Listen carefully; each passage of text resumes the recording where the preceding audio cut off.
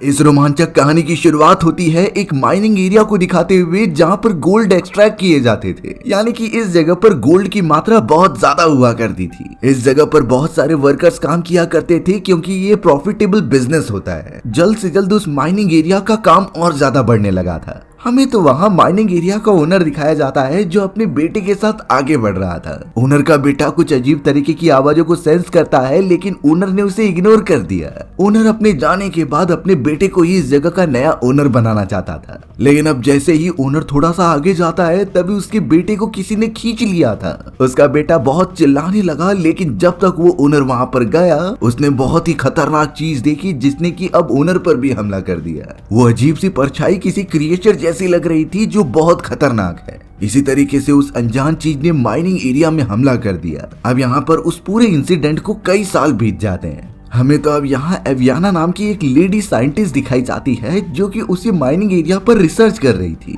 हमें तो अब एवियाना द्वारा जमा किए गए न्यूज़पेपर्स और इन्फॉर्मेशन से ये पता चल रहा था कि लास्ट टाइम माइनिंग एरिया के कई सारे लोग गायब हो चुके थे। अब उन वर्कर्स को किसने मारा और वो किस तरीके से गायब हो गए इसका पता किसी को भी नहीं होता। तो इसीलिए एवियाना इन चीजों के बारे में पता लगाकर सच्चाई सामने लाने की कोशिश कर रही थी। बात ये होती है कि एवियाना जिस वैज्ञानिकों की टीम के साथ काम करती थी उन्होंने एवियाना को इसी काम के लिए रखा हुआ है, यानी वो माइनिंग एरिया के बारे में रिसर्च करे और उनकी टीम को सारी इंफॉर्मेशन प्रोवाइड करे। इसी रीजन की वजह से एवियाना अपनी पूरी कोशिश कर रही थी उस माइनिंग एरिया के बारे में सच पता करने के लिए। एवियाना अपने पूरे वैज्ञानिकों की टीम के साथ निकल पड़ी थी उस जगह पर जाकर फिजिकली चेक करने के लिए। एवियाना की टीम में कई सारे मेल साइंटिस्ट भी थे।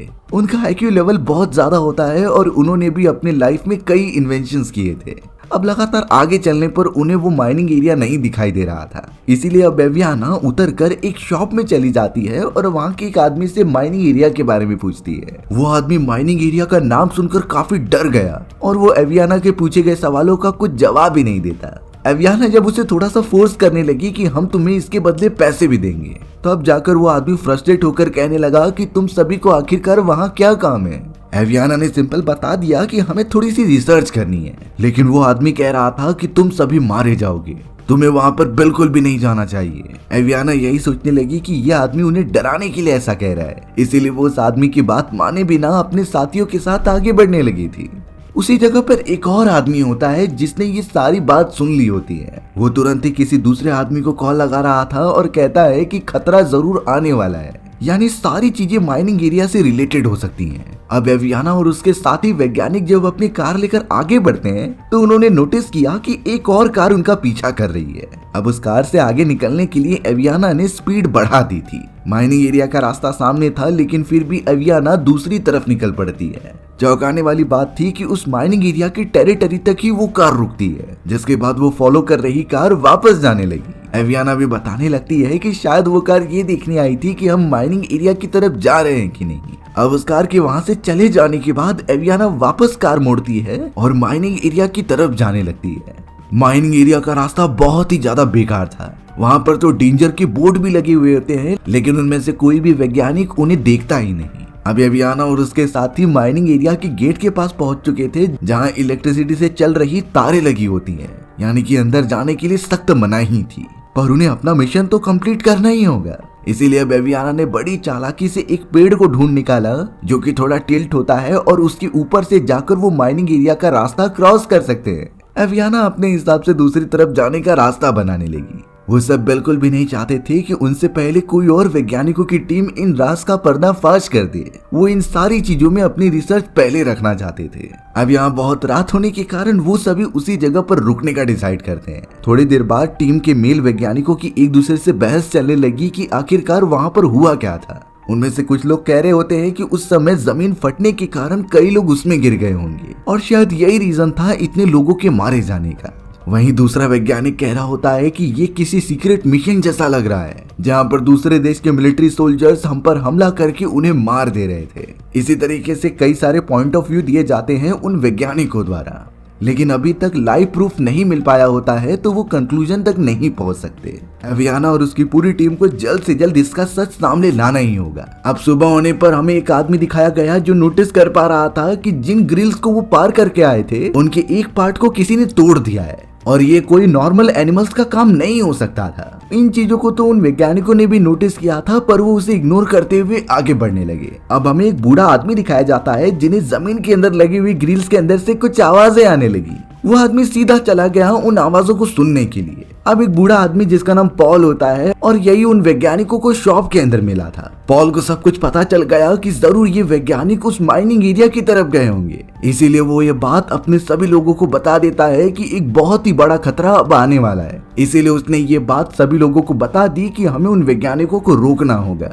एवियाना और उसके सारे वैज्ञानिक साथी तो अब लगातार उस माइनिंग एरिया को खोजते हुए वहां चले जाते हैं। शुरुआत में उन्हें कई सारे घर दिखाई दिए, इसीलिए वो उसके पास जाकर देखने लगे। घर इस तरीके से मेंटेन किए गए थे जैसे यहाँ पर कोई रहता था, लेकिन आसपास तो कोई भी नहीं दिखाई दे रहा होता। उन वैज्ञानिकों ने ये भी नोटिस किया कि जगह जगह पर कई सारे माइक्रोफोन्स लगे हुए थे। इनका क्या रीजन हो सकता है, अब तक उन्हें कुछ समझ नहीं रहा था। फिलहाल वो सभी घर के अंदर घुसकर अपनी इन्वेस्टिगेशन कर रहे होते हैं। चौंकाने वाली बात ये थी कि वैज्ञानिकों को उस जगह पर अलग अलग टाइप की गैसेस की बोतल मिली होती हैं। ये गैसेस काफी रेयर मानी जाती थी और इस जगह पर देखकर तो वो वैसे भी चौंक गए थे। पर वो वैज्ञानिक बोलने लगे कि माइनिंग एरिया में से कई सारी गैसेस बाहर निकलती हैं, शायद कुछ लोग उसका सैंपल कलेक्ट करके यहाँ रखते होंगे। एवियाना ने जब थोड़ा सा एक्सप्लोर किया तो वो पिछले वाले दरवाजे की तरफ चली जाती है। उसे ओपन करने के बाद सामने की तरफ उन्हें माइनिंग एरिया मिल ही गया था। इस बात से सभी वैज्ञानिक खुश हो गए और उस माइनिंग एरिया की तरफ भागने लगे। उन सभी लोगों ने पास में हुई जिस घटना के बारे में सुना था, आज आखिरकार वो माइनिंग एरिया ढूंढ ही निकाला, क्योंकि उस खतरनाक इंसिडेंट के बाद मैप पर से इस जगह का नामो निशान मिटा दिया गया था। लेकिन उन सभी को अपना रिसर्च जल्द से जल्द खत्म करनी होगी, क्योंकि कई सारी सिविलियंस उन्हें पकड़ने के लिए आ रहे हैं और वो बिल्कुल भी नहीं चाहते कि वैज्ञानिकों की टीम यहाँ पर अपनी रिसर्च करे। थोड़ा आगे बढ़ने पर मील वैज्ञानिकों को जमीन पर लगी कई सारी ग्रिल्स दिखाई देते हैं। उन्हीं ग्रिल्स के चारों तरफ इलेक्ट्रिसिटी से चल रही तारें मौजूद थी, यानी कि अंदर जाने पर डेंजर हो सकता था। पर उन मेल वैज्ञानिकों ने ये ठान ही लिया था कि वो इस माइनिंग के अंदर जाकर देखेंगे कि सच्चाई क्या है। एवियाना उन्हें एक समय पर रोक रही थी, क्योंकि जरूर कुछ होने पर ही यहाँ डेंजर का साइन लगाया गया होगा। बाकी वैज्ञानिक बिना कुछ सोचे उन इलेक्ट्रिसिटी वाली तारों को हटा देते हैं और अब वहां से एक ग्रिल के टुकड़े को निकालते हुए उसके अंदर एक माइक्रोफोन और कैमरा डाल रहे थे, यानी कि वो माइनिंग एरिया के अंदर से सारी चीजें रिकॉर्ड कर रहे होते हैं। कैमरा बहुत ही अंदर तक ले जाने के बाद कुछ समय तक रिसर्च करने पर उन्हें कुछ दिखाई नहीं देता। वहाँ पर तो सिर्फ और सिर्फ ऐसी धातुएं थी जो बहुत ही ज्यादा प्रीमियम होती है। इस बात से एक वैज्ञानिक तो बहुत ही ज्यादा खुश हो रहा था, क्योंकि वो यहाँ से गोल्ड लेके जाकर बहुत ही ज्यादा अमीर बन जाएगा। बाकी सारे वैज्ञानिक भी वहाँ की सैंपल्स कलेक्ट कर रहे होते हैं। लेकिन अब अचानक एक वैज्ञानिक जिसने की हेडफोन लगाकर अंदर की आवाजें सुन रहा था, उसे बहुत सी अजीब सी आवाज सुनाई देने लग जाती है। ये आवाज इतनी ज्यादा बढ़ चुकी थी कि उसके कान भी दर्द देने लग जाते हैं। उन आवाजों को बाकी वैज्ञानिक भी सुन पा रहे थे, जो पूरे माइनिंग एरिया में फैलने लगी। अब उस वैज्ञानिक के पैरों के पास एक रस्सी लगी होती है, जिसमें कि उसका पैर ही फंस गया। कोई अनजान सी चीज माइनिंग के अंदर से उसे खींचने लगी, जिससे वो वैज्ञानिक अंदर जाने लगा। बाकी सभी साथी उसे बचाने की बहुत कोशिश करते हैं, लेकिन माइनिंग के अंदर जो भी ये काम कर रहा था वो बहुत पावरफुल होता है। उनका वो वैज्ञानिक साथी गुफा के अंदर गिरकर बहुत ही ज्यादा घायल हो गया था। उसके पैर टूट चुके थे और अलग अलग जगहों पर फ्रैक्चर हुए होते हैं। वो लगातार मदद के लिए चिल्लाते जा रहा था। इसीलिए अब एरियाना और उसका एक साथी जेमी डिसाइड करते हैं कि वो नीचे जाकर उसकी मदद करेंगे। दोनों ने अपने बॉडी से एक रस्सी बांधी और सीधा गुफा के अंदर चले गए। उस जगह पर बहुत ज्यादा अंधेरा था और कई सारी गैसेस फैली हुई थी। एरियाना और जेमी तो अपनी पूरी कोशिश कर रहे थे अपने उस साथी को बचाने के लिए, लेकिन अंदर जाने के बाद पॉइजनस गैसेस की वजह से उन्हें अच्छे से सांस नहीं आ रही थी। एरियाना तो जिमी से कहने लगी कि हमें वापस चले जाना चाहिए, लेकिन जिमी कहने लगा कि मैं अपने साथी को लिए बिना वापस नहीं जा सकता। वो दोनों अंदर तक जाने लगे ताकि उसके दोस्त को बचाया जा सके।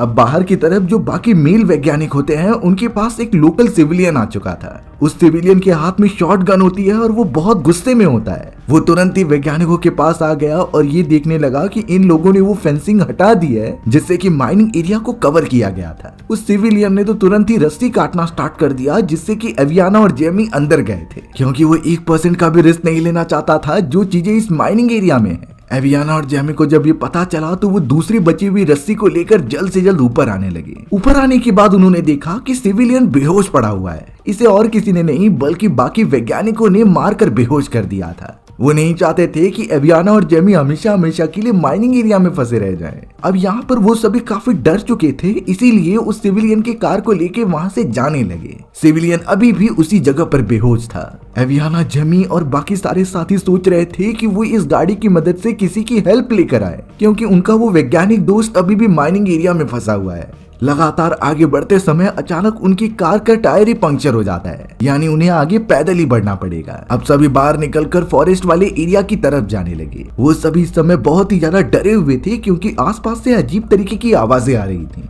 ये आवाजें तो धीरे धीरे बढ़ती जाती हैं। हमें तो अब वो सिविलियन दिखाया गया जिसे थोड़ी देर के अंदर होश आ चुका होता है। उस सिविलियन ने अपनी रिकॉर्डिंग करना स्टार्ट कर दिया कि उसने क्या क्या ऑब्जर्व किया है। उसने ये भी कहा कि माइनिंग एरिया की फेंसिंग हटा देने के कारण वो बाहर आ जाएगा, और थोड़ी देर के अंदर हमें वहां एक अजीब तरीके का क्रिएचर दिखाई देता है। उस क्रिएचर ने तो बहुत बुरी तरीके से सिविलियन को पकड़ा और उसे माइनिंग एरिया के अंदर लेके चला गया, यानी कि अब वो सिविलियन मर चुका होगा। सिविलियन ने मरने से पहले सिर्फ एक अलार्म बजा दिया था। ये अलार्म चेतावनी देने के लिए होता है, जिससे सभी यहाँ से भाग जाएं। उन वैज्ञानिकों की टीम को भी ये आवाजें सुनाई देने लगी, लेकिन ये किस बात के लिए है उन्हें नहीं समझता। अब ये सारी आवाजें बहुत ही तेज होने लगी थी, जैसे उनकी तरफ ही बढ़ रही हो। एवियाना ने तो अपने सभी साथियों को टॉर्च लाइट बंद करने के लिए कहा और उसने नाइट विजन कैमरा ऑन कर लिया था, और जहां से उसे आवाजें आ रही थी वो उस जगह पर देखने लगी। धीरे धीरे आवाजें एकदम बढ़ती चली गई, और एक मोमेंट के बाद उसने जो चीज देखी उससे एवियाना और बाकी सभी बहुत ही ज्यादा डर जाते हैं। उनके सामने था वही खतरनाक क्रिएचर जो माइनिंग एरिया से बाहर निकल गया था। क्रिएचर के काफी नुकीले दांत और नाखून मौजूद थे, जिससे कि वो वैज्ञानिकों के एक मेंबर पर हमला कर देता है। क्रिएचर के लंबे नाखून के हमले से उनका एक वैज्ञानिक साथी वहीं पर मर गया था।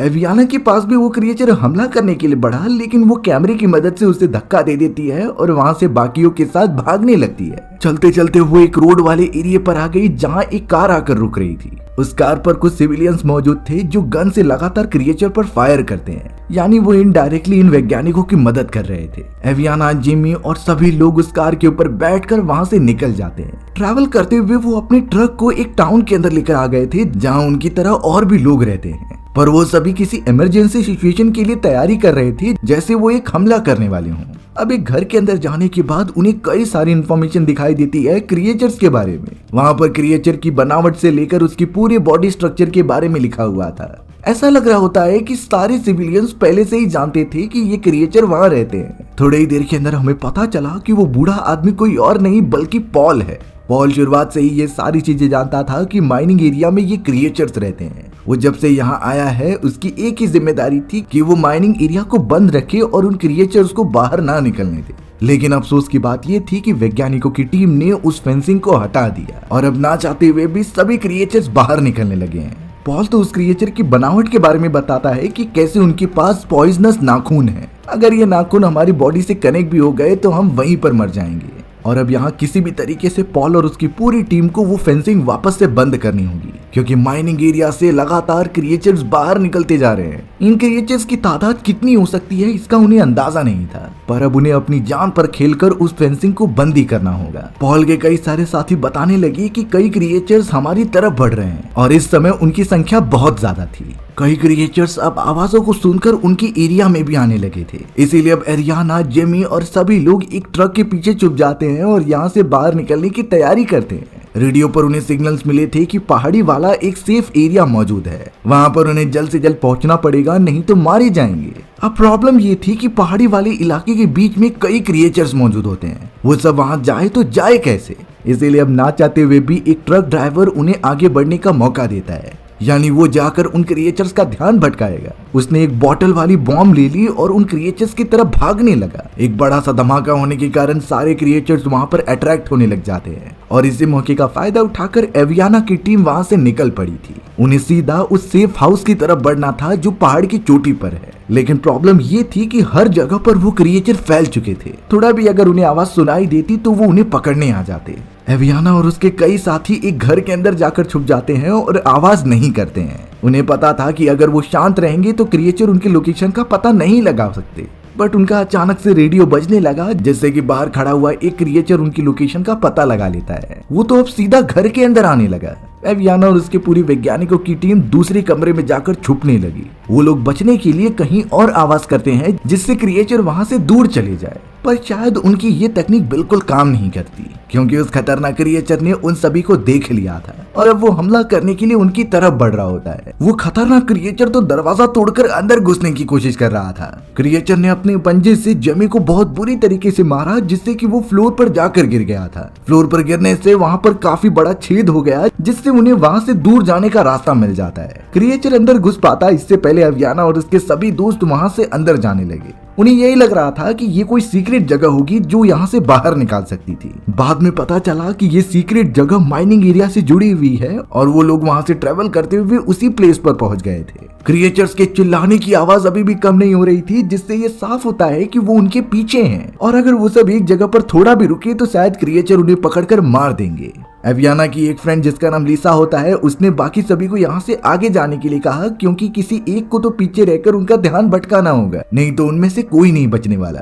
एवियाना और उसके दोस्तों को ये सही लगता है, इसीलिए वो आगे बढ़ने लगे। वहीं लिसा आवाज करते हुए दूसरी तरफ चली जाती है। एवियाना के साथ जो दो उसके वैज्ञानिक मौजूद थे वो लगातार आगे बढ़ते हुए कोई रास्ता खोज रहे होते हैं जिससे वो बाहर निकल जाए, पर अफसोस वहाँ कुछ भी नहीं होता। अब उन्हें पता चला कि बेन नाम के एक साथी के ऊपर किसी क्रिएचर ने हमला कर दिया है। बेन उनकी जान बचाने के लिए एक ग्रेनेड को निकालता है और उस क्रिएचर के ऊपर फेंकने के लिए जाता है, पर तब तक उस क्रिएचर ने बेन के हाथ काट दिए थे। जो ग्रेनेड उसने ओपन किया था वो थोड़ी देर में फट जाता है, जिससे वो क्रिएचर के साथ साथ बेन भी मारा गया। यानी कि अब एवियाना और जेमी बचे हुए हैं जो जिंदा हैं। दोनों फिलहाल के लिए आगे बढ़ते रहते हैं अपनी जान बचाने के लिए। आगे का रास्ता सकरा होता जा रहा था और वहाँ ऑक्सीजन की मात्रा भी कम होती है। जेमी को तो ठीक से सांस भी नहीं आ रही थी और वो मरने की हालत में हो गया था, पर एवियाना फिर भी जेमी को भरोसा दिला रही थी कि हम यहाँ से बाहर निकल जाएंगे। जेमी इस समय कुछ भी रिप्लाई नहीं देता और एक जगह पर सिर्फ बैठ जाता है। जेमी बार बार यही कह रहा था कि सारी चीजें मेरी वजह से हुई हैं। इस मोमेंट पर जाकर उसने एवियाना को सारी सच्चाई बता दी थी। जेमी कह रहा था कि वो तुम लोगों के साथ यहाँ कोई साइंस एक्सपेरिमेंट करने नहीं आया था, बल्कि एक प्राइवेट ऑर्गेनाइजेशन होती है जिन्होंने यहाँ के धातुओं को लेकर आने के लिए जेमी को काफी पैसे दिए थे। यानी कि जेमी ने उसी हिसाब से अपने वैज्ञानिकों की टीम बनाई और उन्हें गुमराह करके यहाँ लेकर आ गया। एवियाना को इससे बहुत गुस्सा तो आता है, लेकिन ये सही समय नहीं था। उन्हें इस मोमेंट पर किसी भी हालत में क्रिएचर से बचते हुए बाहर निकलना होगा। एवियाना जेमी के साइड में बैठकर उसे समझाने लगी कि गलतियां सबसे होती हैं, हमें मूव ऑन कर लेना चाहिए जिससे कि हम आगे आने वाली चीजें सही तरीके से करें। एवियाना ने तो अपने बारे में भी बताया कि कैसे वो एक ट्रैकिंग किया करती थी। वो बहुत ही ऊंचे ऊंचे पहाड़ों पर जाती थी पूरे टीम मेंबर्स के साथ, लेकिन एक मोमेंट ऐसा आया जब उसका एक क्लाइंट पहाड़ के ऊपर फंस गया था। उस मोमेंट पर एवियाना के पास दो चांस थे, या तो वो खुद की जान बचाए, नहीं तो अपने क्लाइंट की। एवियाना ने उस समय अपने बारे में सोचा और वहां से बाहर आ गई। वो उसकी जिंदगी की सबसे बड़ी गलती थी और आज तक वो रिग्रेट करती है, पर लाइफ में उसे मूव ऑन तो करना ही पड़ा था। अब ये चीजें समझाने के बावजूद भी जेमी उसके साथ जाने के लिए रेडी नहीं होता, इसीलिए एवियाना ने वहां से जाने का डिसाइड किया और कहा कि वो उसे रेस्क्यू करने जरूर आएगी। वहां बाहर की तरफ पॉल अपने सभी साथियों के साथ गन लेके खड़ा हुआ था। उन्होंने माइक्रोफोन के ऊपर बहुत सारी आवाजें करना स्टार्ट कर दिया जिससे क्रिएचर्स उनकी तरफ अट्रैक्ट हो। यानी उनका प्लान था एक एक करके क्रिएचर्स को मारने का। वहीं अब उस गुफा के अंदर एवियाना ने भी ये आवाजें सुन ली थी, तो वो उनके पीछे आने लगी। उसे ये पता ही नहीं था कि उसके ठीक पीछे एक क्रिएचर मौजूद है। एवियाना इससे बहुत ज्यादा डर गई और वो बिना आवाज किए एक जगह पर छुपी हुई थी। वो सिर्फ और सिर्फ उस क्रिएचर के जाने का वेट कर रही होती है। जब सामने की तरफ उसे क्रिएचर नहीं दिखाई दिया तो वो धीरे से बाहर निकलकर चेक करने लगी, पर तब तक पीछे से उस क्रिएचर ने एवियाना पर हमला करके उसे बेहोश कर दिया। कुछ देर बाद जब एवियाना अपनी आंखें खोल रही थी तो वो उसी केव के अंदर मौजूद होती है। उसके सामने वही भयानक क्रिएचर था जो कुछ अजीब तरीके की हरकतें कर रहा होता है। एवियाना की तो बॉडी अच्छे से मूव नहीं हो पा रही थी, जैसे कि वो पैरालाइज हो चुकी हो। उसने वहां से भागने की कोशिश की, पर आवाज सुनकर क्रिएचर वापस आकर उस पर चिल्लाने लगा। एवियाना को इतना ज्यादा पेन हो रहा होता है कि वो उस मोमेंट पर फिर से बेहोश हो गई।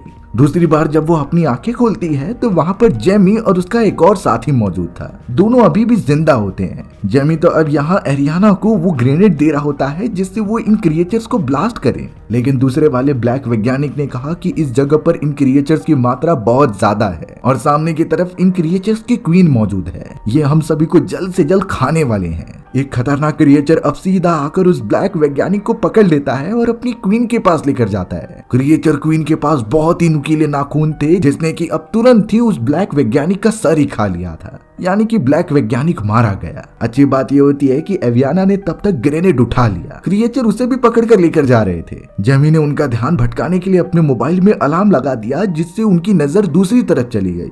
तब तक एवियाना एक अच्छा मौका देखकर ग्रेनेड को ऑन करती है और क्वीन के मुंह के अंदर फेंक देती है। थोड़े सेकंड्स के अंदर ही ग्रेनेड ब्लास्ट हो गया और वो क्वीन वहीं पर मर गई। इससे उन्हें एक अच्छा मौका मिल जाता है और एवियाना और जेमी तुरंत ही वहां से भागने लगे। क्वीन के मरने के बावजूद सारे क्रिएचर्स एकदम आउट ऑफ कंट्रोल हो गए और एक साथ मिलकर उन दोनों का पीछा करने लगे। एवियाना और जेमी ने देखा कि उस गुफा से बाहर निकलने के लिए एक रस्सी लगाई गई है, इसीलिए अब दोनों बिना देरी किए उस रस्सी से ऊपर चढ़ने लगे। एवियाना तो धीरे धीरे सबसे पहले चढ़ते हुए ऊपर पहुंचने वाली थी, लेकिन जेमी के पैर पर बहुत चोट लगी होती है, इसीलिए वो धीरे धीरे चढ़ रहा था। वहां कई सारे क्रिएचर्स आ चुके थे जिन्होंने जेमी को पकड़ने के लिए उसी रस्सी पर चढ़ना स्टार्ट किया। जेमी उन्हें चाकू मारकर नीचे गिराता रहता, लेकिन क्रिएचर ऊपर चढ़ते ही जाते। अब इस मोमेंट पर जाकर जेमी को लगने लगा कि उसे अपनी जान की कुर्बानी देनी ही पड़ेगी रस्सी काट कर, क्योंकि वो इन क्रिएचर्स को ऊपर नहीं पहुंचने देना चाहता था। जेमी ने एवियाना को ऊपर जल्द से जल्द जाने के लिए कहा और अपनी रस्सी काट दी।